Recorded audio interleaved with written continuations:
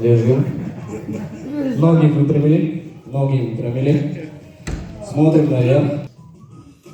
От тихого к громкому. Смотрим на потолок.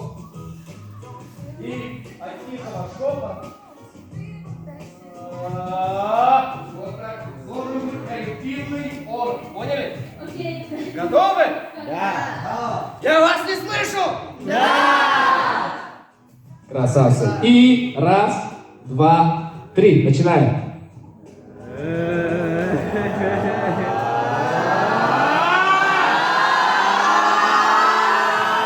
Молодцы.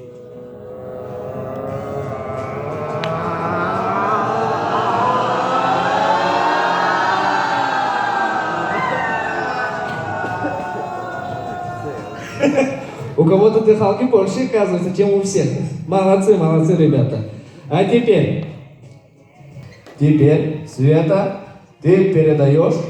Помнишь, что я впервые сказал? Во-первых, передаешь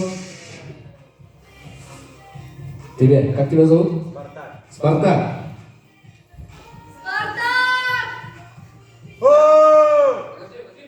Немного продолговать.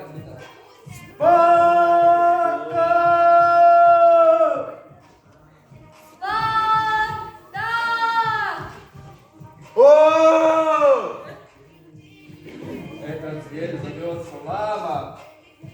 Этот зверь зовется лама. Нет, у тебя должен быть вопросительный знак.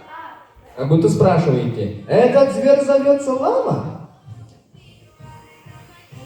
Этот зверь зовется лама. Продолговайте. Этот зверь зовется лава.